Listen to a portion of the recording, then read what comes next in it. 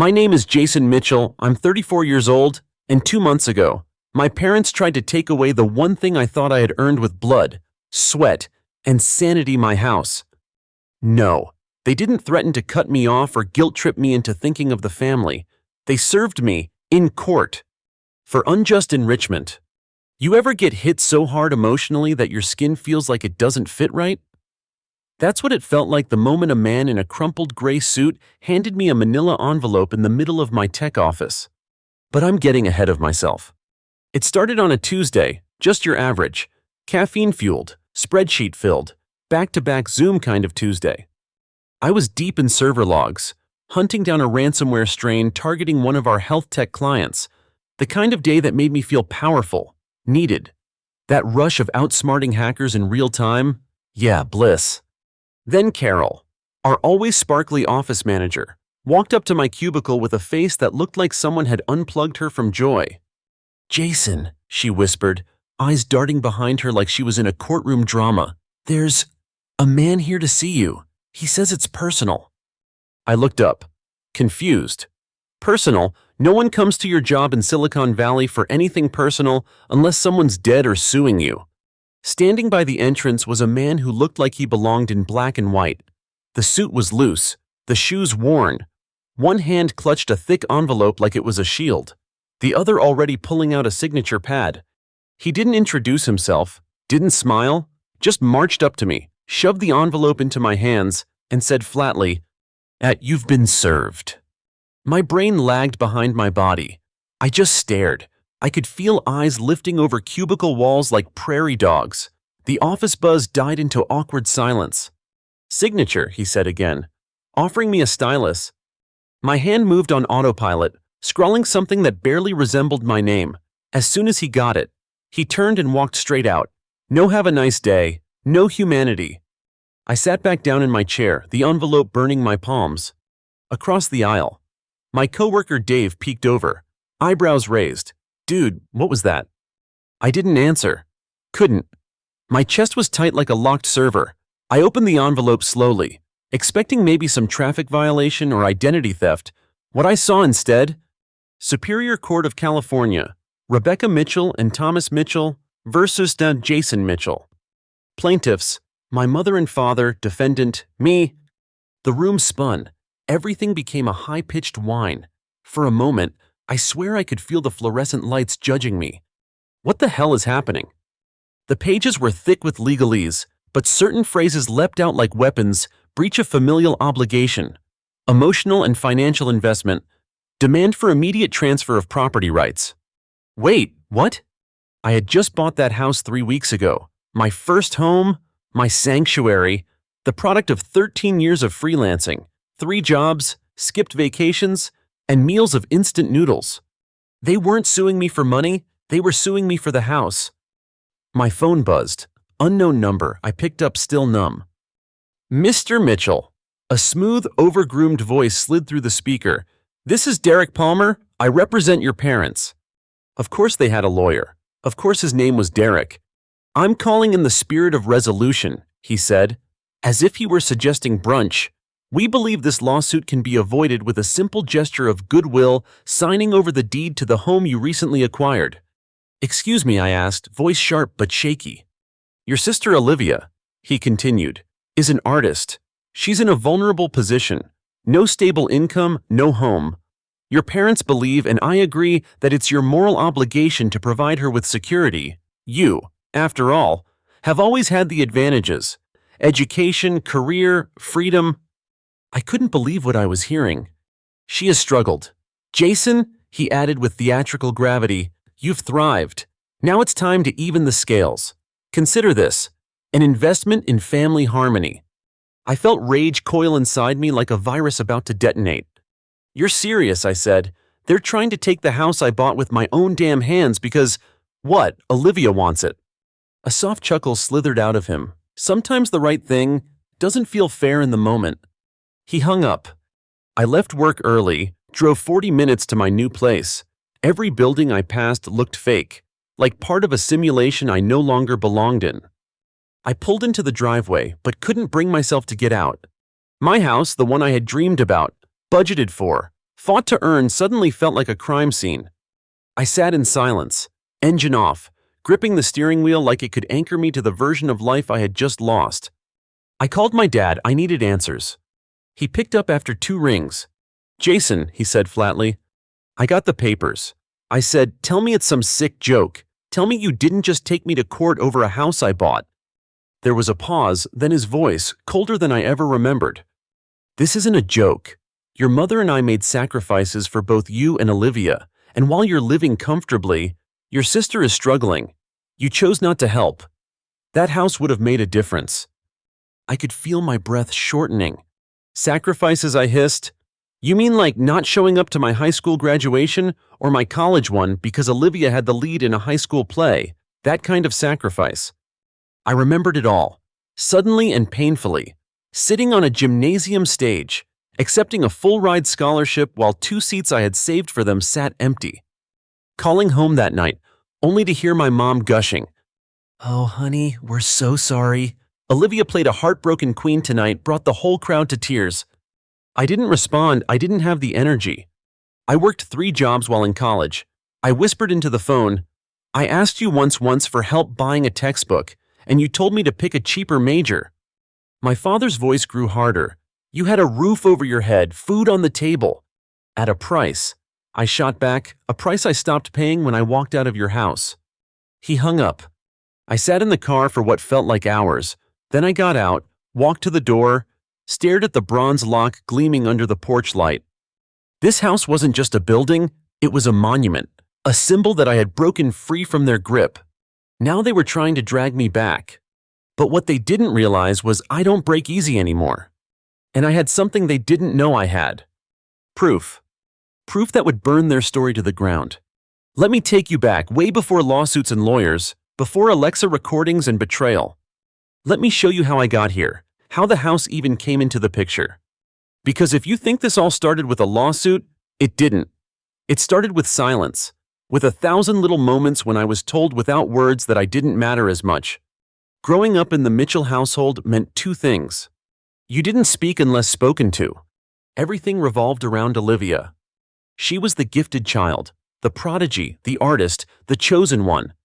At 10, she was in ballet. At 12, violin recitals. At 14, she was starring in local Shakespeare productions. She had a dramatic flair that my parents called genius. Meanwhile, I was the quiet one. Math came easy, computers even easier. I didn't cause trouble, I didn't break rules, but I also didn't draw attention, and in our house, that meant I was invisible. I remember the first time it truly hit me. Senior year, high school graduation. I'd been accepted to Caltech with a full ride. A full ride. I sent my parents an email with the graduation time, directions, and even where they could park. I circled 2 seats for them right up front, bought them with the last $20 in my account. That day, I sat in my cap and gown, sweating through polyester, scanning the audience. Students walked across stage, cheers, applause, camera flashes. When my name was called, Jason Thomas Mitchell, I stood up and looked toward those 2 empty seats. They stayed empty. No cheers, no flash. After the ceremony, I checked my phone. "Sorry, sweetie. Olivia had a dress rehearsal for her showcase. It was her first lead role. Hope it went well. Love you." I stared at the message so long the screen dimmed. That was the pattern. College. They never visited. I worked nights delivering pizza, mornings tutoring, afternoons in the campus IT lab. One time I asked Dad for help buying a programming textbook, $98. He laughed and said, "Pick a major that doesn't require luxury manuals." So I figured out life the hard way. Moved in with my best friend Marcus when I aged out of their insurance. He had a pull-out couch, 3 cats, and a heart bigger than any blood relative I ever had. We split rent on a roach-ridden 2-bedroom, and he taught me how to budget, how to meal prep, and how to laugh when the hot water ran out mid-shower. Marcus was the first person to say, "Man, you don't owe anyone for surviving. You built yourself." After college, I grinded. Freelanced cybersecurity gigs, ran patching for sketchy startups that paid in crypto. I ate cold canned chili and lived off energy drinks and ambition. Eventually, I landed my first real role, Six figures, benefits, dental. That's when I started dreaming of a house. Not a mansion, just something mine, with a little garden, a porch, maybe a garage with a pegboard for tools I'd never use. The American dream, right? Funny how we're sold that dream like it's some fair reward for playing by the rules. No one tells you the people closest to you might be the ones trying to snatch it away once you've built it. I searched for months. Every house in the Bay Area was a war zone overbid, underkept, insultingly tiny. Then I found it. A little 3-bed in Palo Alto. Nothing flashy, but sunlight poured through the windows like it was proud to be there. I walked through the empty rooms and felt safe. I imagined cooking breakfast on Sundays, putting a desk in the corner for gaming nights, hosting Marcus for movie marathons with bad popcorn and worse beer. I closed on it after 10 weeks, didn't tell my parents, didn't post about it, just texted Marcus. We did it, I got it. He showed up with a pizza and a bottle of sparkling cider. We sat cross-legged in the living room, eating off paper plates. I looked around that night and whispered, "This is mine, all mine." He nodded. Finally, huh? You've earned every square foot. I broke the news to my parents a week later. I figured maybe this time they'd be proud. Maybe they'd say, "Well done, son." Instead, my mom's first words were, "Oh, you didn't think to run it by us first." Run it by them. I was 34, fully employed. I paid for it myself. I didn't think I needed to. I said, "It's my money, my name on the mortgage." There was a pause. Then she asked, "So, is there room for Olivia? She's still in between places." There it was, again, Olivia. "Mom," I said carefully, "this isn't a shared space, it's my home. I bought it for me." Her tone shifted instantly. "We always put you first when you were young. We made sacrifices. The least you could do is think about your sister." So that word again, sacrifice. As if their parenting had been some kind of investment portfolio they were now expecting to cash in. I didn't yell, I didn't argue, I just ended the call. 3 days later, I got the manila envelope at work. That night, I stood in my living room, still barely furnished, staring at a photo frame on the windowsill. It was of my grandfather, a fisherman. The photo showed him on his boat, windblown and grinning, one hand raised to block the sun. He used to tell me, when I was a kid, "You don't wait for calm waters, you build a damn boat." That's what this house was to me. My boat, my proof that I didn't need calm waters, that I didn't need them. Now they wanted to burn it down and call it family duty. And just when I thought I'd processed it all, that maybe I could take a deep breath and plan my next step, my phone buzzed. It was Marcus. "Hey," he said, voice tight, "I don't want to freak you out, but I think your parents are trying to make you look unstable." I blinked. "What are you talking about?" He hesitated, then added, "A reporter just reached out to me, said he heard about a greedy son refusing to help his fragile artist sister. He wanted a quote." My stomach dropped. They weren't just suing me. They were building a narrative, and I had no idea how far they'd go to make it stick. I didn't sleep that night. Every time I closed my eyes, I saw Olivia smiling smugly on my front porch, suitcase in hand, my parents beaming behind her, ready to move her in like they were blessing me with her presence. The words from Marcus echoed in my head like a damn drumline. They're building a narrative. It made perfect sense. The timing, the lawyer, the casual threat disguised as a gesture of goodwill, the lawsuit. This wasn't a misunderstanding. It was a calculated ambush. And if they were already feeding stories to reporters, then I wasn't just dealing with a family issue. I was dealing with a character assassination. I spent the morning reading the court documents cover to cover. Every paragraph felt like a slap. My mother had written a personal statement, full of phrases like, "Jason would never have made it through college without our emotional support. We nurtured both children equally. Despite Jason's coldness and distance, we only want what's best for the family." They made it sound like I'd cut them off, robbed them of joy, and then stolen a house out of spite. And there, tucked between legal jargon, was the core of their demand. Transfer the title of my house to Olivia, or face legal consequences for unjust enrichment and neglect of familial duty. They were literally saying, "Because we made you, you owe us everything." I didn't cry, I didn't yell, but something inside me cracked open. Not like glass shattering, no, More like ice slowly breaking beneath your feet. One hairline fracture at a time. You don't realize you're sinking until it's too late. The worst part, I believe them. Part of me, that old, scared version of me, still believed that I was selfish, that I didn't do enough, that maybe Olivia did deserve more. That guilt? It's generational, it's cultural, it's passed down like a cursed heirloom. But not this time. I wasn't that version of me anymore. I opened my laptop and started pulling everything. Old emails, texts, receipts, digital records of every penny I'd earned, spent, and saved since I turned 18. I was going to build a firewall. If they wanted to play legal chess, I'd play like I had root access. That afternoon, my phone rang again. Blocked number. I picked up, expecting Derek, but it wasn't him. It was Olivia. Her voice was syrupy, fake sweet. "Hey, big bro. So weird about all this court stuff, right?" I stayed silent. She continued, half laughing. "Mom and Dad are just trying to help. You know I'm kinda in a tight spot. You have a whole house. I thought maybe we could talk without lawyers, like family." I stared at the wall. The drywall still smelled like fresh paint. "You want to talk like family?" I asked quietly. "You mean the way you talked about me to that reporter?" There was a pause, just long enough to tell me I'd hit the mark. "Okay, well, I didn't technically say anything bad. I just explained how you've always been kind of emotionally distant." I closed my eyes. "You mean I didn't cave to every tantrum?" Her voice hardened. "You're being dramatic. I'm not trying to take everything. Jason, just this one thing. The house I bought. You make good money. I'm barely scraping by. That's not my fault. But you're my brother." And there it was.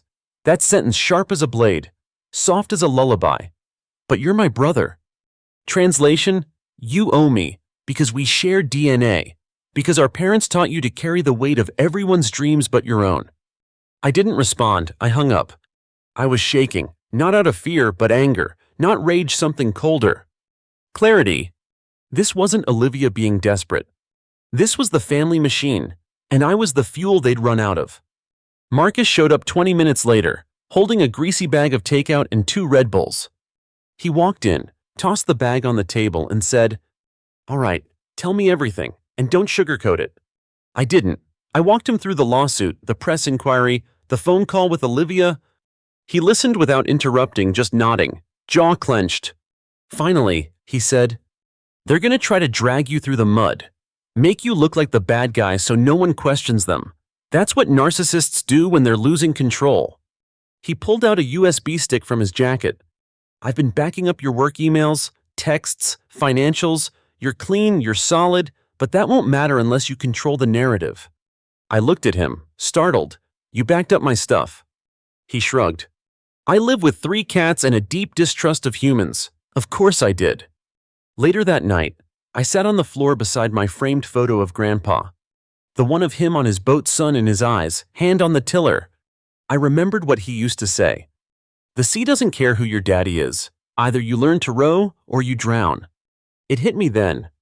This lawsuit wasn't just about a house, it was about reclaiming my identity. I hadn't rowed all these years just to be pulled back under. That's when I had the idea. I walked to my bookshelf, pulled out the folder where I'd stored my student loan paperwork. There it was, a scanned PDF, signed when I was 18. I, Jason T. Mitchell, agree to be solely responsible for this loan. No third party may claim repayment obligations. No help from my parents, no co-signers, nothing. I emailed it to my lawyer with the subject line, "Start here." Then I sat back and stared at the ceiling. "You want to play games, Mom and Dad? Cool, let's roll the dice." The next morning, I woke up to a headline on my phone. Bay Area artists struggle. Ignored by tech brother, family dispute goes public. There it was, they'd gone full PR warfare. But they underestimated one thing. I know how to trace data, I know how to catch hackers, and I just remembered, Alexa hears everything. The moment I saw that headline, I knew this wasn't just about a courtroom anymore. It was about narrative warfare, and right now, they were winning. They'd cast me as the greedy tech bro hoarding property while my poor, starving artist sister floated between couches and worn-out ballet flats. The irony, Olivia hadn't worked a day in over a year. She lived off grants my parents paid for and spent most of her time hosting wine and paint parties that turned into pity festivals about her brutal childhood. Meanwhile, I'd built everything from zero. And now they wanted to erase all of that, rewrite history and make me the villain. So I did what I do best. I planned. Not just a legal defense, a precision counterattack. The first step. Find the cracks in their version. I started combing through every smart device I'd installed in the house. See? I'd gone a bit overboard with the setup when I moved in smart thermostat, smart lights, and yeah, smart speaker in the kitchen Alexa. Mostly for music and timers, but then I remembered something. The night after I told my mom Olivia couldn't move in, she and my dad had shown up unannounced. I hadn't been home. They'd come by to drop off a housewarming gift. They said, I'd found the gift later, a hideous ceramic angel holding a violin, real subtle. But that night, they'd spent time in my kitchen, and Alexa has a setting not widely advertised called drop-in history. It records voice commands, even snippets of ambient conversation, for quality assurance. So I checked it. And there it was. 2 voices, garbled at first, then clearer. Mom laughing quietly. He's too proud. Just wait, he'll cave once it goes public. He always caves. Dad. If he doesn't, we play the mental health card. He was always so withdrawn. Mom, exactly. Make him look unstable. No court gives property to unstable men. I froze. My heart pounded so loud I could hear it through my ears. They weren't just planning to take the house. They were planning to destroy me to get it. This wasn't just emotional manipulation. This was premeditated character assassination. I downloaded the recording, backed it up, twice. Then I sat on the floor, legs crossed, palms sweating, staring at my grandpa's photo like it might give me some kind of divine signal. My brain was racing. Not with rage, with strategy. Here's what I knew. They'd filed the lawsuit expecting me to roll over. They were feeding curated sob stories to local blogs. They assumed I wouldn't fight dirty because I never had. But this time I had proof, and more importantly, I had something they couldn't predict. I was done protecting their image. I called Marcus. He picked up on the first ring. You got something, he asked. I got them on Alexa, I said, plotting the whole thing. He was quiet for a moment, then holy sh*. Yeah. You gonna use it? Absolutely. You want me to leak it anonymously first or wait for court? I grinned. Both. We split the plan into phases. Phase 1. Secure the legal route. I emailed the clip to my lawyer with context and timestamps. She called me within 10 minutes. Breathless. This is gold, she said, admissible gold. Phase 2. Control the online story. Marcus created a throwaway Reddit account and posted the audio clip with the title, Parents, Sue Son Over House, then accidentally record themselves plotting it. It went viral in less than 6 hours. By day's end, it hit Twitter, BuzzFeed, even a morning radio show in Chicago. The internet did what it does best. It dissected, it mocked, and it remembered. The tide was turning. Olivia, to her credit, tried to fight back. She went live on Instagram in a dimly lit room, fake tears streaming, claiming I'd edited the audio, that I was always jealous of her connection with their parents, that I'd been emotionally abusive for years. But the comments weren't buying it. People started pulling up her old posts, spa days, designer candles, tagged locations at boutique hotels. One post even showed her captioning, "My parents are my walking wallet and I love it." Hard to spin that into victimhood. Meanwhile, the lawsuit was proceeding. Discovery had begun. That's when I pulled out my ace in the hole. Remember that student loan contract I found? The one with my signature at 18, stating I'd never received cosigner support. Turns out, my parents had claimed on legal forms that they'd co-funded my education as part of their argument that I owed them. Oops! I handed that document to my lawyer, who nearly cackled. And just when I thought I'd emptied my arsenal, I remembered one more thing. Back when I was 22, I had texted Olivia asking her for $50 to help pay for emergency meds after my health insurance lapsed. She ghosted me. But a week later, she sent me a photo of her new tattoo, a phoenix with the caption, "Rebirth always comes before charity, sorry." I still had the message. At this point, it wasn't about winning. It was about exposing all those years of emotional manipulation, of being gaslit into thinking I was selfish, cold, ungrateful. I finally had the receipts. The last phase of the plan was simple. Face them, on the record. The court had scheduled a pre-trial mediation, one last attempt to resolve the matter civilly. I showed up, clean-cut, calm, armed with evidence. They showed up with smug smiles and Derek the slick lawyer. The mediator asked us to begin. My parents started with their usual script. Olivia was struggling. I was heartless. They only wanted peace, etc. Then my lawyer played the Alexa clip. Their faces changed like someone had pulled the mask off Scooby-Doo villains. My mother stood up halfway through, shouting, "That's illegal. That's taken out of context." The mediator, a retired judge, leaned forward, steepling her fingers. "Actually, it's fully within admissible bounds under California's single-party consent statute for smart device logs." Dad sat down like someone had unplugged him. And then my lawyer dropped the final nail. She slid over the student loan contract and said, simply, "This is the only person who paid for Jason's future, himself." We didn't settle. They wanted silence. I wanted exposure. So we went to trial. But that's where it gets real messy. Courtrooms are colder than you expect, not in temperature and energy. Everything is neutral. Beige walls, gray carpet, worn wooden benches that creak no matter how gently you sit down. But beneath the surface, the air buzzes with unsaid things, rage disguised as politeness, betrayal masked in legalese. The day the trial began, I wore a navy suit that still smelled like the dry cleaner. Marcus came with me, dressed like a man ready to punch God in the mouth. He wasn't allowed to speak during the proceedings, but his presence was my armor. My parents sat across the aisle. My mother wore pearls. My father had that same tired blazer he used for every important moment of his life, none of which had included me until now. And Olivia? She was in full performance mode, hair curled, soft pink blouse, wide, innocent eyes like a discount Audrey Hepburn. She looked fragile, carefully curated. But her hands gave her away. She kept wringing them in her lap, like even she wasn't buying her own act. Their lawyer, Derek, opened the case with a smooth voice and a rehearsed smile. He painted a picture. A loving daughter, displaced, a selfless family, and a tech professional son who, despite his success, turned his back on kin in their time of need.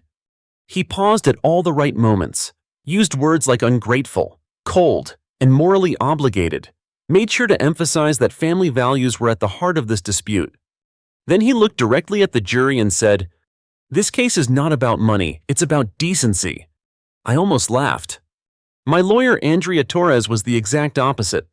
Sharp, controlled, no theatrics. She walked to the center of the courtroom, held up a single photo, the one of me and Marcus eating pizza on the floor of my empty house. "This case is about independence, about a man who built a life for himself quietly, painfully, and was punished for it." She let that sink in before continuing. "We will prove, with documentation and direct evidence, that the plaintiffs not only misrepresented their contributions, but also engaged in a coordinated defamation campaign against the defendant for refusing to give up what was rightfully his." She turned slightly, eyes locked on the judge. "And we will prove intent." The first day was all about background. They talked about my childhood, my college years, Olivia's emotional fragility. My mom teared up on the stand, dabbing gently at the corner of her eyes with a tissue that looked unused. "He used to be such a sweet boy," she said, voice trembling, "but once he started making money, he just turned cold. We didn't raise him to be like this." They showed childhood photos, me and Olivia on bikes, me holding her hand in a park. They even brought in her old piano teacher to testify that she was emotionally delicate from a young age. It was surreal. Like they were rewriting the entire narrative, a soft-focus movie I didn't recognize myself in. But then, it was our turn. Andrea stood and called the first witness, Marcus. He walked up, raised his hand, swore in, then sat tall. "How long have you known Mr. Mitchell?" "Since freshman year of college. So, about 16 years. And during that time, what did you observe about his relationship with his family?" Marcus looked directly at the jury. They ignored him unless they needed something, and when he said no, they punished him emotionally, sometimes publicly. He told the story of my graduation, the empty seats, He described the time I missed meals to afford medication, and Olivia texted me a photo of her new tattoo. Then he looked toward Olivia and said, "They're not victims, they're opportunists." The courtroom stirred. Next, Andrea played the Alexa recording. The judge allowed it over Derek's objections. The voices filled the courtroom, my mother's giggle, my father's cold planning. "Just wait, he'll cave once it goes public. Make him look unstable." It was surgical, unfiltered, unforgivable. When it ended, there was silence. You could hear the second hand ticking on the wall clock. Even the jurors looked shaken. Then came the twist they weren't ready for. Andrea called me to the stand. I didn't want to testify, but she said, "You don't just win in the courtroom. Jason, you win in the hearts. You show them who you are." So I stood up, my knees stiff, palms damp, throat dry. I told them everything.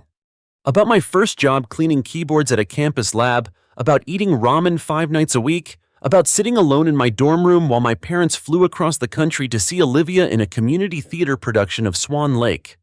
I pulled out the signed loan agreement, read it aloud. No third party may claim repayment obligations.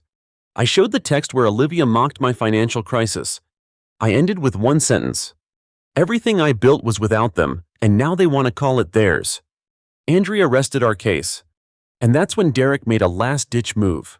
He requested a recess and then tried to submit a character witness, a former family friend, someone who claimed I'd been hostile and secretive since childhood. Andrea objected. The judge allowed limited testimony, but halfway through, something unexpected happened. The witness, a gray-haired woman named Doris, paused mid-sentence. She looked at Olivia, then at my parents, then back at the judge, and said, "Actually, I'm sorry, I can't do this. Jason was never the problem." You could feel the courtroom shift. My mother's face froze. Doris looked at the judge again. "They've always treated him like an outsider. I didn't speak up when he was a teenager. I should have, but I won't lie now." And just like that, their final attempt to discredit me collapsed. We left the courtroom in silence. No celebration, no fist pumps.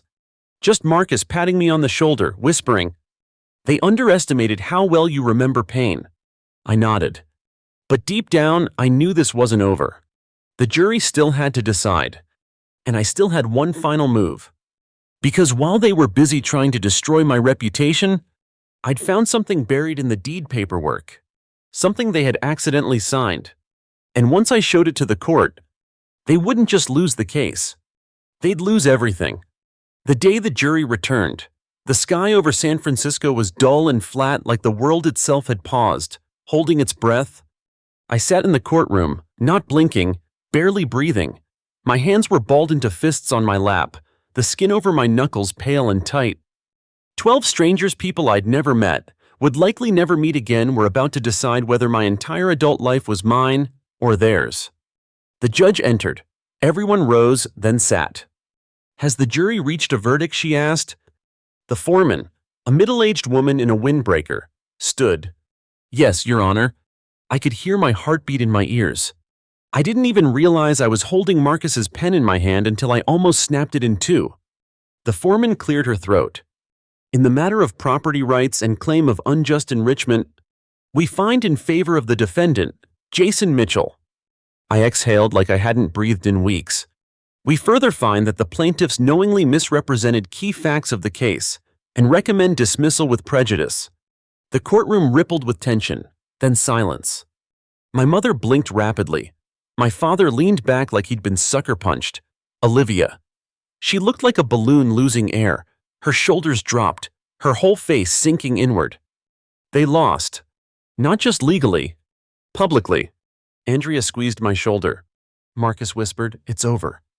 But it wasn't, not quite, because I still had one more card to play. Not to win, that was already done. This was about accountability. 3 weeks earlier, while digging through the original deed paperwork, I'd noticed something odd, an addendum page that my parents had signed, but clearly never read. It was a clause inserted by my title agent when I closed on the house.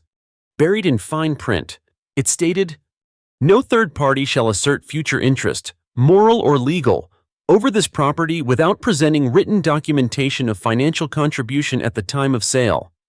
Neither of my parents had contributed a dime, and this clause made it impossible for them to appeal. It was airtight. Andrea had saved it, held it in reserve in case they tried to launch a post-trial motion. And of course, they did. Derek filed a petition for a retrial, citing new evidence of emotional coercion. Classic move. So we responded by submitting the clause with signatures. The judge read it in full, then looked over her glasses at them. You signed this? You agreed. This court is not your therapist, it is not your legacy laundering service. Motion denied. After that, they vanished. No calls, no statements. They disappeared into the shadows of suburban gossip where people whisper, weren't they the ones who sued their own kid behind grocery store shelves? But even then, I didn't feel triumphant. Not really. Because when the dust settles, what's left isn't victory. It's ashes.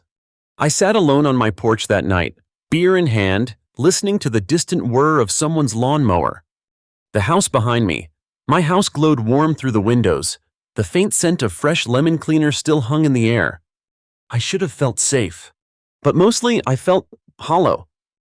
Not sad, not angry. Just emptied out. Like my whole identity had been built around proving I was enough, and now that I'd proven it, I didn't know what came next. That's when the letter arrived. A manila envelope, no return address. Inside a photo of my grandfather on his boat, one I'd never seen. He was younger, face sunburnt, one hand raised mid-wave. Behind it, a note. He left this for you, said you'd know when to open it. Folded inside the note was a piece of lined paper, old but crisp. In shaky cursive, it read, row your boat, son, not because they're watching but because the current is yours to master. I didn't cry. But something inside me shifted like tectonic plates easing into new alignment. A week later, I got a call from Doris, the surprise witness who broke their story on the stand. She invited me to coffee, said she owed me an explanation. At the cafe, she brought a folder. Inside emails, dozens of them. Between my mother and various people in their church and community, coordinating smear campaigns months before they ever filed the lawsuit. Dates, names, accusations. Somehow, Doris had access. They were trying to poison the well before you ever took a sip, she said. If you want to take this further, you can. I stared at the folder, then back at her. Why are you giving me this? She sighed. Because I watched them twist the truth your whole life. And I stayed quiet. I don't want to die a coward. I nodded slowly, then closed the folder. I don't need more evidence, I said. I just need to live without them. That night, Marcus and I sat on the back patio, the air thick with jasmine. He cracked open 2 beers and said, you know what I realized? What? You're the first person in your family to break the chain. That's why they hate you. Not because you failed, but because you didn't. I stared out at the yard, at the old lemon tree I'd planted after moving in. It was taller now, stronger. And so was I. But just as peace began to feel possible, I got another envelope in the mail. Thinner this time. Official looking. When I opened it, my hand started trembling again. It was from Olivia. And it wasn't a letter. It was a petition to contest Grandpa's will. Apparently, she'd discovered he'd left me something more than just the photo. Something she wanted. Something she claimed belonged to her. The envelope felt heavier than it should have. Just a few sheets of paper, but they thudded against my palm like a dare, one last attempt to pull me back into the undertow. The petition Olivia filed was simple on the surface. She claimed Grandpa's will had been altered under undue influence and that his boat, of all things, belonged to her. Yeah, the boat. The same one he used to take me out on every summer. The same one she'd refused to even touch because she hated the smell of fish and sunblock. Now, she wanted it said it had symbolic significance and should remain in the family as a shared memory. That last part made me laugh, bitter and sharp. Because what Olivia really wanted wasn't a boat. She wanted to win. I sat with the will in my lap. Grandpa had left the boat to me along with a handwritten letter folded inside a sealed envelope. It wasn't fancy, no notarization, just ink and truth. Jason, I watched you fight quietly all your life. I know what it's like to love people who don't love you back the way you need. This boat isn't worth much to anyone but me, and maybe you, but it's yours. Because you never asked for anything and still gave more than you got. Keep rowing, son, no matter how loud the shore gets. I folded the letter gently and placed it back in the envelope. Then I made a decision. At the court hearing for the petition, Olivia showed up in a sleek black dress like it was a funeral, probably mine. Her lawyer made the same tired arguments: family legacy, emotional coercion, mental fatigue of the decedent. My lawyer stood and said, flatly, "The decedent was of sound mind. The boat is clearly and lawfully designated to Jason Mitchell. The plaintiff has no legal claim, and, respectfully, no emotional one either." The judge asked if I wanted to speak. I stood, looked right at Olivia. "You don't care about the boat," I said. "You care about being right, about erasing the fact that someone chose me, not you, just once." She didn't flinch, but her eyes were glassy. I held up the letter. "This isn't about property, it's about memory, and you don't get to rewrite mine." The petition was dismissed in under 20 minutes. That was the last time I saw Olivia. She didn't even look at me when she left, just walked past like I was a man she used to know and wanted to forget. A month later, I took the boat out for the first time in years. It needed repairs, paint was peeling, motor coughed like a longtime smoker, but she floated. Marcus came with me. We packed sandwiches in a cooler and didn't say much. Halfway through the lake, I shut off the engine and just drifted. Sky above, water below, a kind of quiet you can't buy in a city, a kind of peace that doesn't beg for attention. I pulled out Grandpa's letter again, read it slowly. Then I burned it right there in a coffee tin. Watched the ashes swirl into the wind like a blessing being released. It wasn't closure. Closure is a myth. What I found was something else. Sovereignty, the ability to name myself, to define my life without their fingerprints smudging the corners. Since then, I've changed the locks on my house, not just physically, emotionally, spiritually. I've built a garden in the back, started taking night classes in woodworking. Nothing big, nothing flashy, but every time I pass the lemon tree, I smile. Because it's mine. Planted by my hands, fed by my sweat, uncontested. If you're still watching, still listening, here's what I'll leave you with. Blood isn't always thicker. Sometimes it's just stickier, harder to wash off. But that doesn't mean you're bound by it forever. You get to choose your family, you get to choose your story. And if you're lucky, you get to reclaim your name before it's buried under someone else's version of it. Oh, and Olivia. She ended up selling an NFT of her trauma art for $112. Captioned it, "Pain has a price. Mine is rising." Some things never change. But I did. If you made it this far, thank you. I know this wasn't a light story, but maybe it's the one someone out there needed to hear. If that's you, leave a comment, share your version. Let's break the cycle, one truth at a time. And hey, if you've ever rowed your boat against the tide, drop an oar emoji in the comments. I'll be watching. Story 2. My name is Rachel Morgan. I'm 31 years old. And 3 weeks ago, my parents told me that my coffee shop Brew Haven, the place I poured my soul into, wasn't mine anymore. "It just makes sense," my dad had said, folding his hands like a small-town lawyer about to close a deal. "Liam and Tara are expecting. And that apartment above the shop is perfect for a young family. He can run the place. You can come back home for a while." Come back home. To the house where they hung his childhood soccer trophies in the hallway like museum artifacts, while my valedictorian certificate got buried in a box labeled miscellaneous. I didn't scream, I didn't cry, I just smiled because they had no idea what was coming. The next morning, I called the regional manager of Cypress and Gold, an up-and-coming eco-coffee chain, told her I was ready to talk. By the end of that week, Brew Haven was under corporate review. 2 weeks later, it was sold, lease, equipment, branding, everything. And Liam, he showed up with a baby stroller and a blueprint for some chic neon makeover. All he found was a sign taped to the chalkboard menu that used to carry my handwritten scone flavors. "You don't inherit effort." Now, before I tell you how I pulled it off, how a girl who was always invisible finally made a move they couldn't ignore, hit that like button if you've ever been the one who kept quiet too long, comment your city, your story, your "I was done" moment, and subscribe because this is for all of us who finally said enough. Because family doesn't mean sacrifice without limits. Sometimes it means survival, and sometimes it means payback. Let me take you back to the start before Brewhaven, before betrayal, before I knew what I was really worth. Let me show you what made me. I didn't grow up in poverty, but I did grow up in silence. Our house in suburban Indiana was wrapped in vinyl siding, trimmed hedges, and expectations that didn't apply to me. My brother Liam was the sun. I was the shade you pull when it gets too bright. When Liam got a B-, it was a learning moment. When I got straight A's, it was, well, you've always been bookish, Rachel. At 12, I stopped showing them my report cards. At 16, I stopped expecting them to come to my orchestra recitals. By college, I knew I was not the child they would ever brag about at Sunday brunch. They paid Liam's full tuition at Purdue. He dropped out sophomore year to find his rhythm.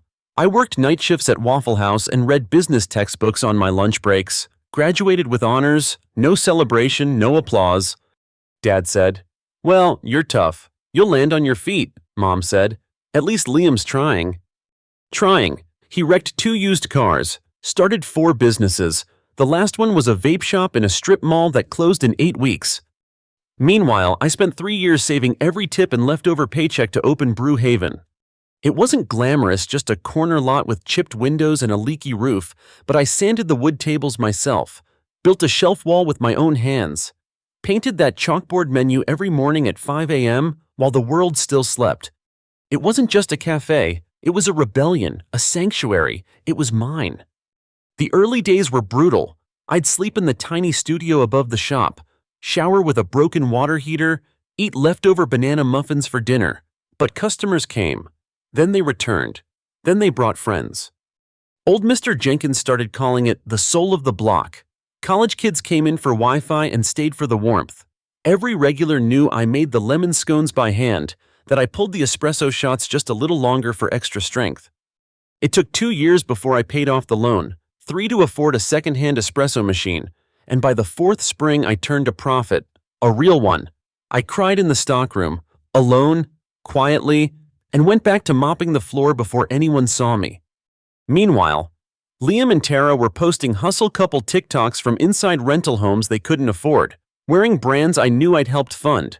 Over the years, I lent them over $112,000. Rent, groceries, car trouble, never once saw a dollar back. Mom always said the same thing. "He's your brother. Rachel, you're so lucky to be doing well. Help him until he's back on his feet." Back on his feet. Liam hasn't stood up since 2009. But I did it. I kept going. I woke before dawn, kneaded dough until my wrists ached, brewed until my hands stung from hot metal. Brewhaven wasn't just a business. It was my heartbeat, my breath, my proof that I could exist loudly, visibly in a world that told me to keep it down. So when he strolled into the shop last year, all fake swagger and promises, I should have known better. "Got a killer pitch, Rach," he grinned, snapping gum. "Vapes are out, herbal teas with THC, that's the future. You in?" I was out, way out. But when Dad showed up 2 weeks later, eyes tired, voice soft, asking for a short-term favor, I gave him $2,500. I told myself it was the last time. I lied. They bled me in silence, like 1,000 little paper cuts, just deep enough to sting, never enough to justify walking away, because walking away from family, that makes you cold, harsh, ungrateful. But staying made me disappear. Every holiday, I'd bring sourdough and cranberry loaf to Thanksgiving.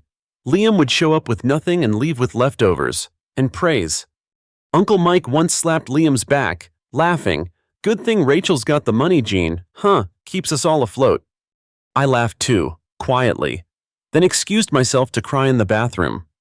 Even my scones, my freaking scones, Tara called too dry once. She took 2 home anyway. I thought I could hold my ground. That Brewhaven was untouchable, that I'd finally built something they couldn't claim. I was wrong. Because when you let someone take from you over and over again, they start thinking it was always theirs to begin with. And on that cold gray November night, sitting at my childhood dinner table with the smell of meatloaf in the air and betrayal on the menu, they finally said the words out loud. "Liam and Tara will be moving in upstairs. He'll run the shop. You can come home for a bit. will help you get back on your feet. Back on my feet. I built the floor they're standing on. That was the night I realized they didn't just overlook me. They erased me. But I had one thing left they never counted on. I kept the deed, and the next move would be mine. I didn't always have a backbone. Growing up in the Morgan household meant learning how to disappear before you ever learned how to speak up. There was no room for equal attention. There was Liam, and then there was the rest of us, orbiting him like satellites, glowing just enough to reflect his shine. Liam was 3 years older, louder, sloppier, messier, and somehow always forgiven. I was quiet, neat, top of my class, and invisible. By the time I turned 10, I already knew the rules. If Liam got a C, it was a tough semester. If I got an A-, Mom would sigh and ask, "Did you get distracted again?" Once, I came home from the science fair with a first-place ribbon, cradling a homemade model of an aquaponics system I'd built out of recycled plastic and aquarium tubing. Dad barely looked up from his Wall Street Journal. "Nice, honey," he muttered. "Did you thank your teacher?" Liam, that same week, got a participation ribbon for showing up to soccer practice on time. Once, Mom took him out for frozen yogurt. I learned something that day. Achievement doesn't matter if they're not looking. And they never looked at me. In high school, I got used to being the support system. I proofread Liam's essays, helped him fill out his college applications, even loaned him my calculator just for the SATs. He never gave it back. I bought another one, with babysitting money. When he got into Purdue, barely my parents threw a backyard barbecue. When I got into a private business program with partial scholarship, Dad said, "Why pay more for something you can learn on YouTube?" They paid Liam's full tuition. I paid my way with diner tips and bookstore shifts, commuting an hour each way to avoid dorm costs. Mom sent Liam care packages, homemade cookies, new sheets, gift cards. I got a text once, "Hope finals are going well." Still, I didn't hate them. I didn't even resent Liam. I just adapted. I started writing everything down. A black leather notebook I kept tucked inside my laptop sleeve. Not just budgets and goals, though there were plenty of those, but also moments, sentences, wounds. April 14th, Liam borrowed $80 just for gas. Never returned. May 2nd, Mom told Aunt Jen Rachel's always fine on her own. June 18th, bought espresso machine filter instead of shoes. Priorities. That notebook became my backbone. Proof I existed, even if no one else noticed. After college, I bounced between jobs: admin assistant, copywriter, even a brief stint organizing kitchen drawers for suburban moms who talked to me like I was invisible unless I was holding a label maker. It wasn't glamorous, but it was mine, and I saved. Every penny, every tip, every tax refund. When I found the little shopfront on Elm and Fifth, it was barely standing, peeling paint, cracked sidewalk, and a for-lease sign that had faded with time. But to me, it looked like a door, out, forward. The first day I walked inside, the air smelled like mildew and forgotten dreams, but I ran my fingers along the counters and whispered, "We're gonna make this work." And we did. I spent the next 3 years building Brewhaven from the ground up, literally. I learned to sand wood, patch drywall, deep clean espresso machines, and negotiate with contractors who called me sweetheart until I handed them signed checks and tight deadlines. I lived upstairs, small, hot in the summer, freezing in the winter, but it was mine. I painted the chalkboard menu by hand every morning. Cinnamon scones on Monday, cardamom shortbread on Thursday, pumpkin espresso when fall crept in early. There was a rhythm to it, simple, earned. By year 2, I had regulars: Mr. Jenkins black coffee, no sugar, 2 college girls who called me latte goddess, a UPS guy named Ron who always left me a $1 tip, and a knock-knock joke. I wasn't rich, but for the first time in my life, I felt seen. Meanwhile, Liam was flailing. He'd quit his job selling solar panels because the vibe was off. Tara, his girlfriend, fiancé, then almost wife, cycled through startup ideas like they were Pinterest boards: CBD bath bombs, luxury dog collars, zero-waste gift boxes. None lasted more than a season, but their spending permanent. I bailed them out quietly. Rent, groceries, even a vet bill for a dog I never met. Every time, Mom would call, voice already soft with guilt. "Rachel, He's trying so hard. He's just not built like you. Built like me. You mean responsible. The worst came one icy November night. Liam called, said Tara's car had broken down and could he borrow mine for just an hour? I hesitated. I always hesitated. But then I heard her voice in the background whining, dramatic, and I caved. I handed over my keys. 3 hours later, I got a call from the police. Liam had spun the car into a ditch while joyriding. Tara was laughing in the passenger seat. Neither was injured. The car was totaled. No insurance payout, no reimbursement. Mom came to my apartment the next day, eyes red, voice trembling. Please don't press charges. Rachel, he's fragile right now. He can't handle jail. I swallowed every word I wanted to scream, paid the difference, took the bus to work for 4 months. By the time Brewhaven finally turned a real profit, I thought I was out of their grip, safe, anchored, whole. I fixed the roof, upgraded the espresso machine, bought myself a new winter coat, first one in 7 years. And then came Liam's next big idea. A vape shop? It's the future, he said, arms wide like a preacher, and I've already got Dad's credit card. We're going in big, sis. 3 months later, the business folded. They hadn't told me, not until the mortgage bounced and Dad showed up outside the shop, sheepish. Just a short-term loan, he said. Liam's in a rough patch. Again. I wrote the check, $2,500, my vacation fund. He never said thank you, but that's when something in me cracked.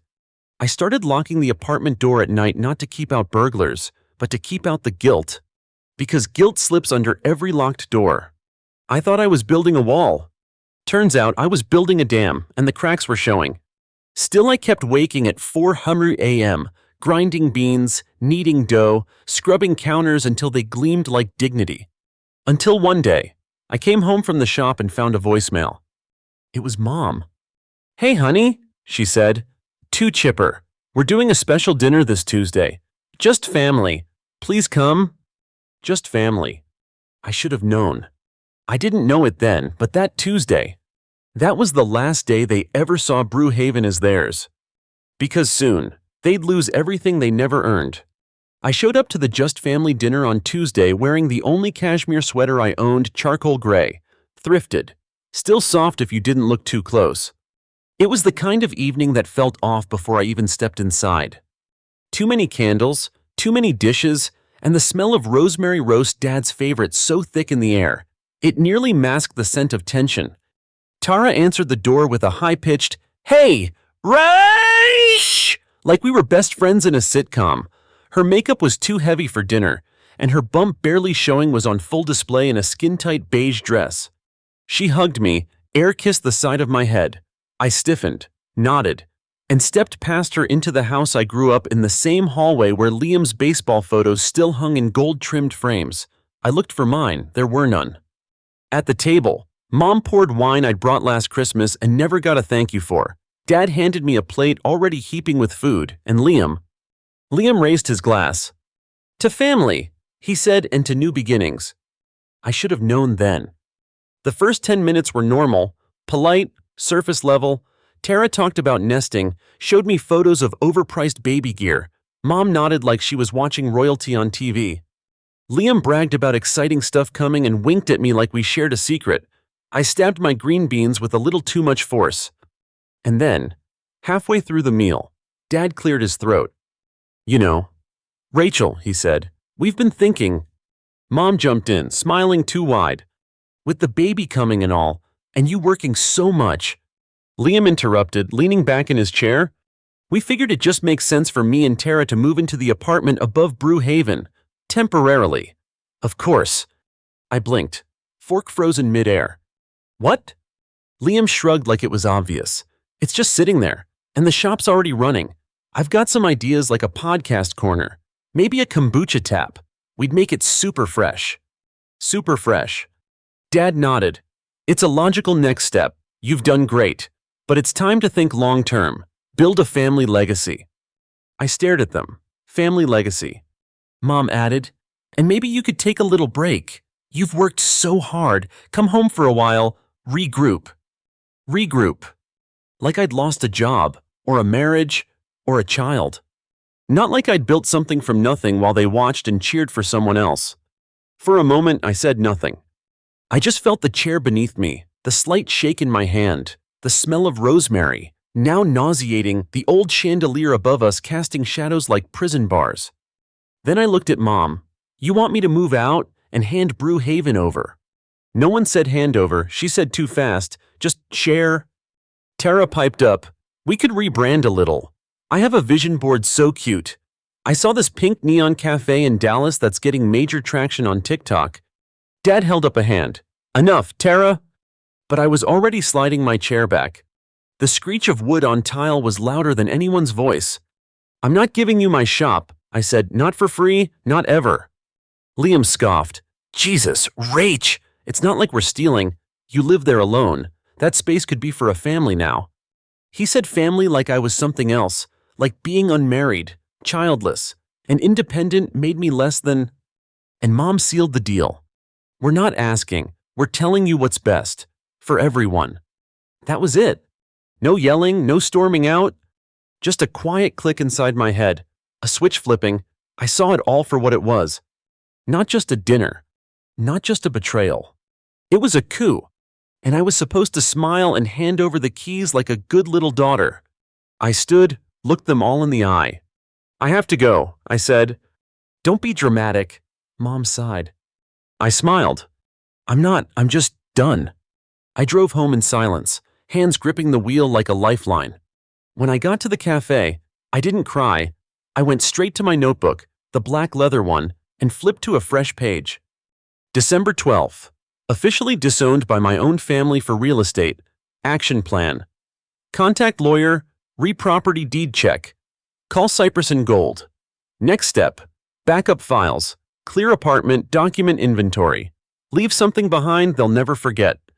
I closed the notebook. I wasn't just going to survive this. I was going to burn the blueprint they thought they owned.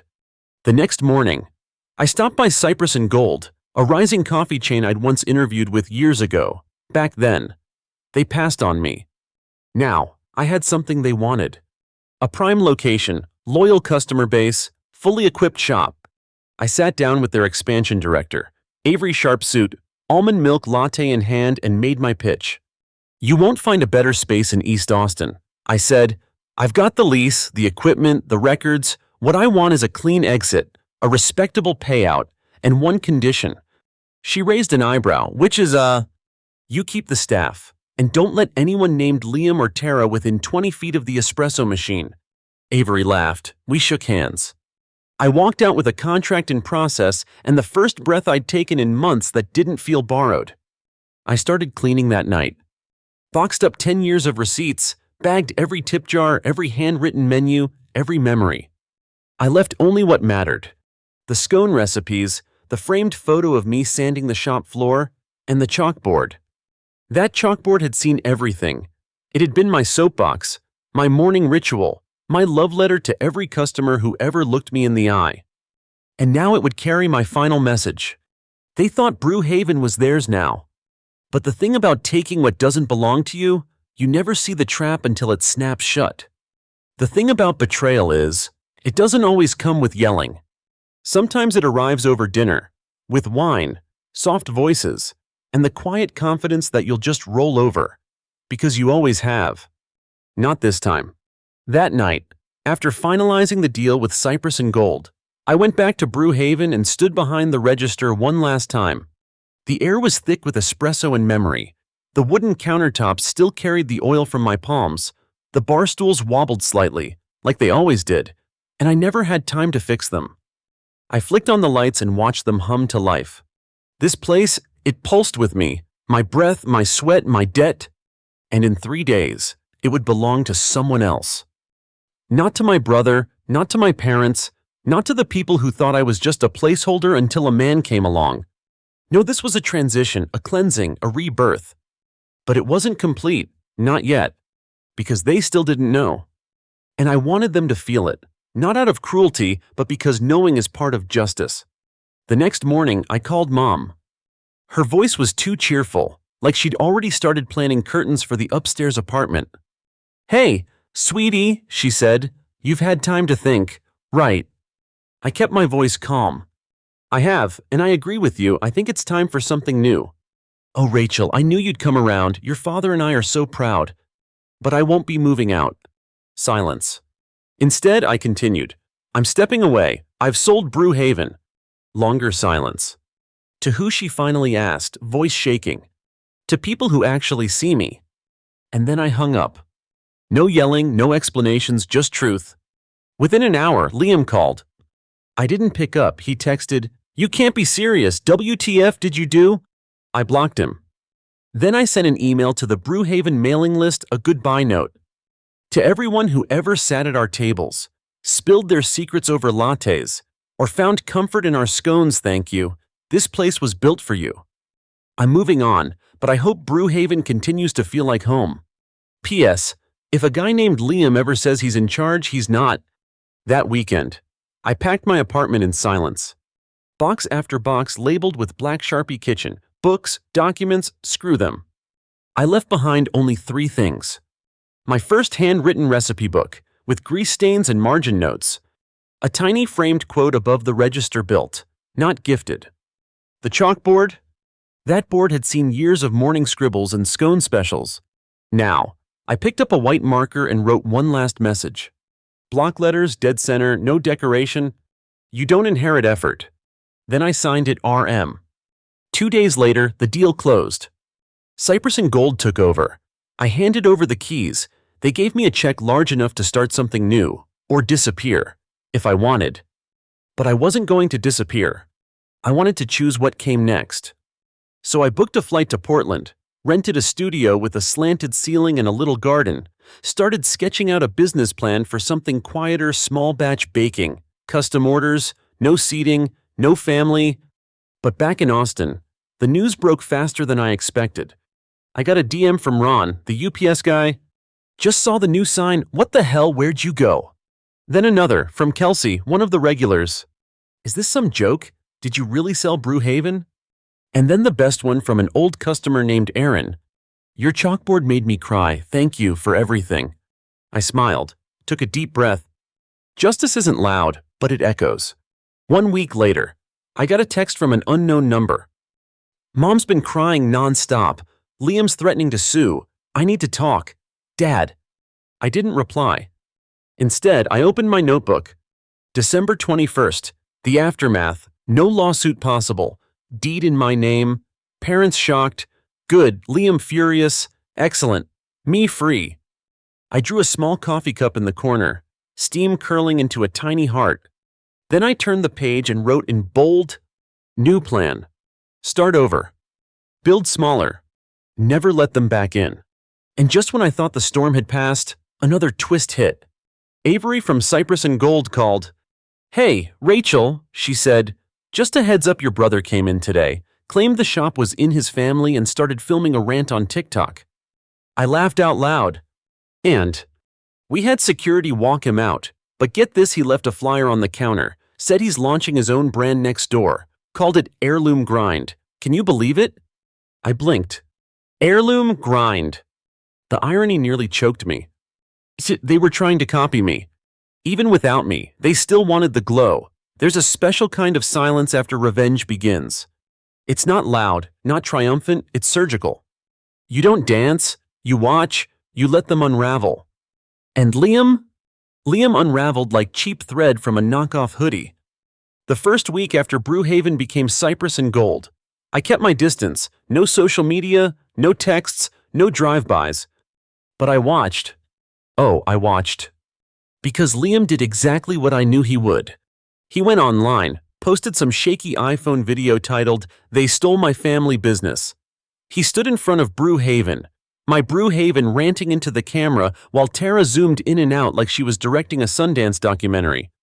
This was supposed to be ours, he shouted. My sister backstabbed us, sold out to a soulless corporation. But don't worry, we're coming back bigger. He pointed at the empty storefront next door. 1 month, right here. Heirloom Grind is coming. Real coffee, real family, none of that fake sellout garbage. Fake. I built that garbage with 4 a.m. mornings and tendinitis in both wrists. And now he wanted to cosplay entrepreneur because a TikTok trend told him he could. Game on. While Liam was busy designing a logo that looked like it came from a Canva free trial, I booked a consultation with a local brand consultant, Natalie, a sharp, no-nonsense woman who used to work at Pinterest. She looked over my ideas for a new project, something quieter, more curated, and said, "Let's flip the whole vibe. Make it exclusive. Whisper campaign, not for everyone." That night, I bought a domain, Stone and Crumb. Sleek, elegant, minimalist, a bakery without a storefront, small batch, pre-order only, monthly rotating menu, no TikToks, no dancing baristas. Just damn good food. I rented a commercial kitchen in Southeast Portland and started testing recipes. Lemon thyme shortbread, salted dark chocolate scones, mini almond tarts with burled tops. Each item got its own page in my old recipe notebook, now filled with confident pen strokes instead of tired scribbles. And while I kneaded and tested and burned my fingertips caramelizing sugar, I imagined Liam surrounded by chaos. Because you can't fake consistency, you can't rebrand incompetence.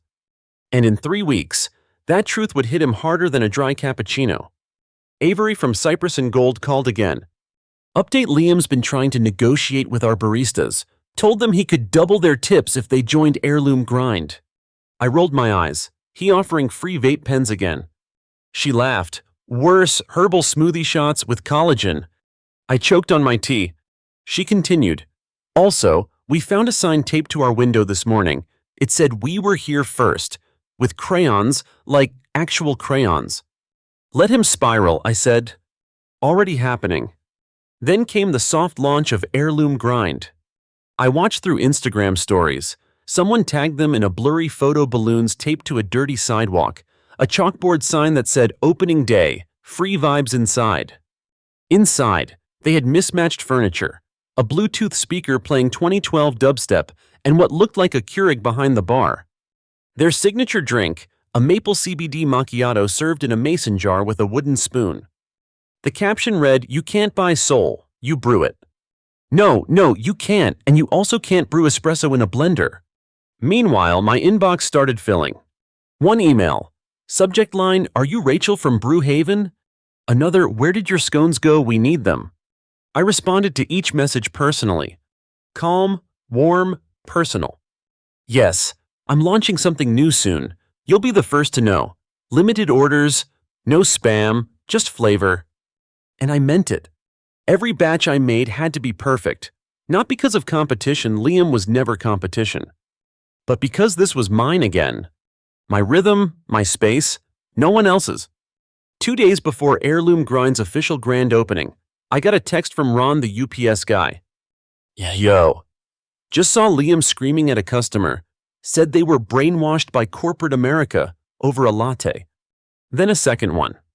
"Also, the neon sign just blew out, said Heirloom G, now just says Heirloom Ghost.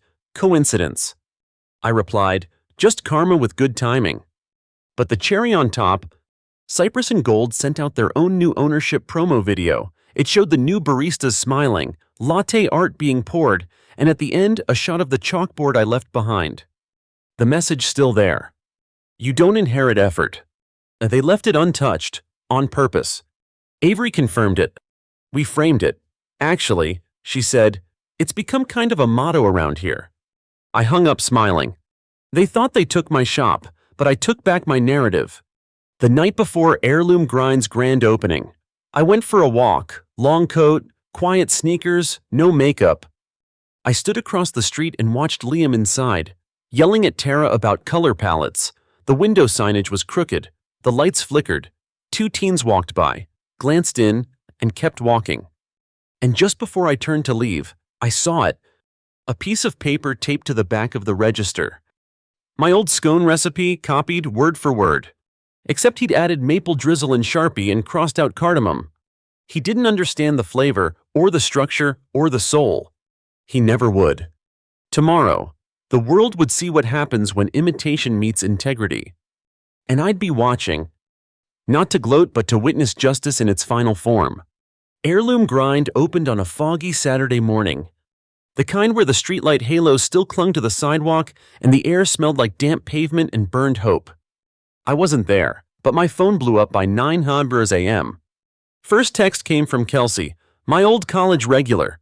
Girl, you seeing this disaster? Liam is live. It's tragic. Then Ron, the UPS guy. Your bro just asked me if I wanted a free shot of turmeric foam. I thought he was joking. He wasn't. And finally, Avery from Cypress and Gold. Popcorn. So much popcorn. Want me to send you the full 4K video? I waited 2 hours before checking online. Liam had gone live on Instagram. Tara behind the camera. Filter too bright. Sound peaking. Liam sweating under a linen shirt 2 sizes too tight. Hey y'all, he grinned, teeth a little too clenched. We're here at Heirloom Grind, the only real coffee house left in East Austin. Behind him, someone dropped a blender. Tara cursed off camera. Liam winced, covered the mic, then he looked straight into the lens. We're not corporate, we're not fake, we're family. Built from love, not profit. In the background, a man returned a cup, clearly saying, "This tastes like cough syrup." The comments were brutal. Is this a parody who let Etsy run a cafe free vibes? I want a refund on my soul. Bring back Rachel. This ain't it. That afternoon, they tried damage control. Tara posted a photo of herself in front of the chalkboard wall, now covered in slogans. Vibes over profits. She sold out, we're staying rooted. But the internet wasn't buying it. Especially when someone noticed their original maple scone recipe matched mine exactly minus the technique. Proportions. And, actual flavor. Food blogger Austin Eats Out posted a review by 5 p.m. It went viral. I tried Heirloom Grind so you don't have to. The vibe confused yoga retreat, the espresso sour, the scones theft, with a drizzle of regret. Liam tried to clap back in the comments. Big mistake. He wrote, jealousy is loud. We're just getting started. Don't like it. Go sip your soulless lattes with the sellouts. 15 minutes later, a screenshot surfaced of his Yelp profile, 3 one-star reviews in under an hour. The public had spoken. Even Mom noticed. She called the next morning, didn't say hello. Just breathed into the line and whispered, Liam is falling apart. I leaned against my Portland kitchen counter, cradled my mug. Maybe he'll finally meet himself there, I said. She started crying. I could have comforted her. I could have soothed her with a line from childhood. But I didn't, because I wasn't angry anymore. I was clear. And that's what justice does when it's real, it removes the fog. 3 days later, I got a knock at my Portland door. I opened it to find Liam standing there. No warning, no call, just standing in the rain, hoodie wet, face pale, eyes like glass. What are you doing here? He shoved his hands into his pockets. I used the last of my savings on a plane ticket. So, I need to talk to you. I stepped aside, silent. Led him into the kitchen where everything smelled like orange zest and almond glaze. He didn't sit, he hovered. I messed up. I said nothing. I thought I could do it. Thought people would see me differently, that I'd finally... He stopped. His voice cracked. I thought Dad would be proud. I raised an eyebrow. Of what, a stolen recipe? Crayon slogans? He winced. I didn't mean to steal, I didn't think it would matter. You always had it easy, everyone loved you. I barked a laugh. He froze. You think I had it easy? I stepped forward, fire in my chest. I watched you fail upward for 30 years. I cleaned up every mess, paid every bill, built a business while you mocked me. And when I finally created something solid, you tried to take it like it was your birthright. Liam stared at the floor. I didn't think it would break you. It didn't, I said, it revealed you. He sank into a chair. Looked smaller than I'd ever seen him. I don't have anywhere else to go, he whispered. That's not true, I said softly. You've got the same thing I had. Nothing. His eyes flicked up. Start with that. We sat in silence, just the hum of the kitchen fridge, the clock ticking behind me. And then, almost absently, I walked to the cabinet, pulled out my notebook. The black leather one. I placed it on the table in front of him. He looked at it like it was sacred. What is this? My roadmap. Every time you made me feel small, every time I picked myself back up. He didn't touch it. I slid it away again. You don't get to skip the climb, Liam. He left the next morning, Didn't say goodbye, just left a note on the counter. Thanks for the truth, even if it burned. A week passed, then two. Heirloom Grind shut its doors within a month. They posted a note on Instagram taking a pause for rebranding and soul searching. Translation bankrupt. No one missed it. But me. I was baking 6 nights a week, shipping coast to coast. Stone and Crumb was full of breath and butter and fire. And one morning, just as the sun hit the windows, I saw it. An envelope under the door. No return address, no name, just my initials RM. Inside, a copy of the chalkboard quote, "You don't inherit effort," scrawled beneath it in crooked handwriting. But I'm learning. Redemption doesn't always arrive with an apology. Sometimes, it just begins with silence and space to become someone new. Legacy doesn't start with applause. It starts with grit, quiet, slow, and often invisible to the people closest to you. Sometimes, your name has to disappear for your work to be remembered. It's been 8 months since Heirloom Grind shuttered for good. The building's still vacant. A faded available for lease sign hangs in the front window, like a ghost of overconfidence. The letters on the glass, once gold foil and proud, have peeled and curled into brittle question marks. No one mentions it anymore. Not in the neighborhood groups, not in city blogs, not even Tara's Instagram, which has gone fully silent. But Cypress and Gold, thriving. They kept my chalkboard message, framed it, backlit it, turned it into a wall mural. People now take selfies beside it. You don't inherit effort. Turns out it wasn't just a warning, it became a mantra.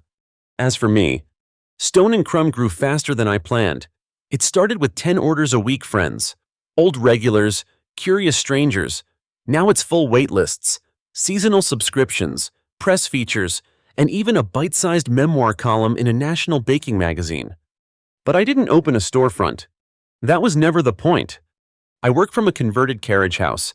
Sunlight spills through the skylight. My dog, Amos, sleeps near the oven. The air smells like browned butter and cardamom again. Sometimes, when I'm whisking quietly at midnight, I remember Brew Haven, the early mornings, the first espresso machine, the way it felt like home before they tried to turn it into a legacy I hadn't earned. I still have the envelope Liam left. It's tucked into the back of my black notebook. Every once in a while, I pull it out, read his messy handwriting again. But I'm learning. And I hope he is. Last I heard, he moved to Flagstaff, started working in a local bakery not as a manager, as a prep cook. Minimum wage, slicing fruit, washing trays. But that's where real lessons start, right? No shortcuts, no inheritance, just repetition, humility, heat. One day last month, my phone buzzed with a number I didn't recognize. I let it ring, then checked the voicemail. It was my mother. Her voice was hoarse, hesitant. "Rachel, I know we weren't fair to you. I know that now. Your father does too, and we're sorry. I don't know if you'll believe that, but we are. If there's ever a day you'd let us taste your scones again, we'd be grateful. No expectations. Just, your baking always felt like love. We didn't deserve it, but we remember." She hung up. I didn't call back. But I baked an extra batch that night, put 2 small boxes aside, wrote no note, just shipped them. To their address, no return label. I didn't need a reply. Some truths don't need acknowledgement, they just need motion. Sometimes, justice isn't about seeing them fall. It's about standing tall in what they thought you couldn't carry. And I carried it. Through doubt, through betrayal, through the weight of family silence. And when I looked around, I wasn't alone. Because the people who stayed my friends, my chosen family, my customers didn't love me despite my strength. They loved me because of it. Not because I inherited something, but because I built it. Scone by scone, hour by hour, scar by scar. So what's next? Honestly, I don't know. But I'm not afraid of empty pages anymore. Because I have the pen, and the recipe, and the scars to prove I earned every line. If you're listening to this and you've ever been overlooked, underestimated, or quietly erased, this story is for you. Not to teach you how to get revenge, but to remind you. You are not made lesser just because someone else speaks louder. And you don't owe anyone your silence just because they call it family. In my new kitchen, there's only one thing I brought from Brewhaven: That old chalkboard. Still standing, still smudged with years of hustle. Every morning, before I bake, I write the same phrase. You don't inherit effort. Then I underline it, twice, and whisper, but you can build everything from it.